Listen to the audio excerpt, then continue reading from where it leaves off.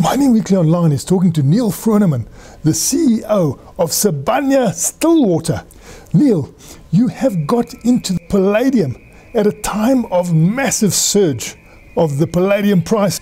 I think that we've got a very good PGM supply and demand fundamental model, which indicated what was happening in palladium is what you're seeing now. So a good 18 months back, we already identified that palladium was going to be in short supply and that you could expect the palladium price to increase.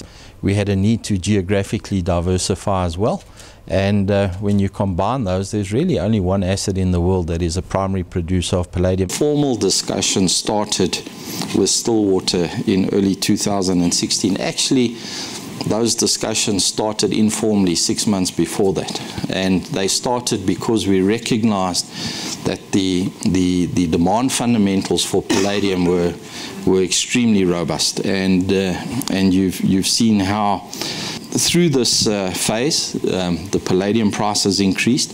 Stillwater's also performed well, so we had a double whammy in terms of having to deal with an increasing palladium price and improving operational performance. But you can see we've got the benefit of at least 30% of the palladium price increase since we consummated the transaction. What sort of momentum do you think that price will give this whole deal? At current basket prices for Stillwater will pay for itself. It'll pay its capital, it'll pay its financing costs, and in fact it'll return some cash back to our shareholders as well. So that's value creation. There also seem to be some fruitful projects on the cusp of delivery at Stillwater, so the timing was also good in that respect. We paid full value for, let's say, the current operations. We recognise that Blitz, which starts ramp up in this quarter, is another 330,000 odd ounces on top of the current 550 at probably even lower unit costs.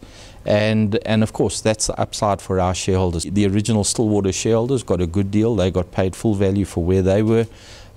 We get the benefit of the Blitz ramp up, and currently we've called the commodity price right, so we're getting the benefit of that as well. Recycling was identified as well as a strategic benefit of acquiring these assets. It's a relatively low margin business, recycling, but it gives you a lot of strategic insight into the PGM markets themselves. Now, Stillwater is the biggest recycler of PGMs in the world. If you look at the last quarter, we are doing an average of 25 tons a day of recycled material, which is the highest ever.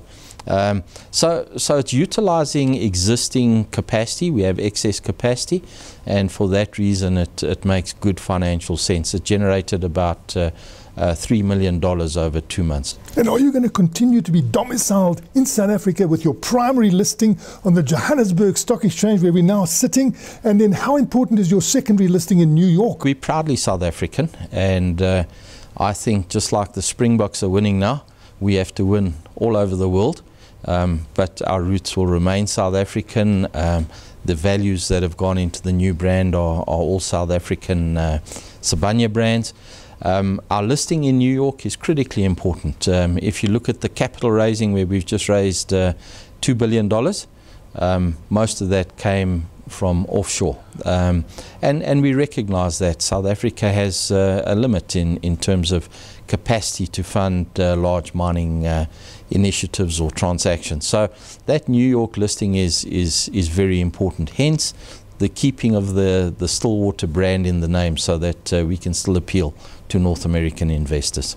In terms of having a base in the US, we now have a very nice base to look at further growth in that region, and certainly that's part of the strategy. That was Creamer Media's Mining Weekly Online, talking to Neil Froneman, the CEO of Sibanye-Stillwater.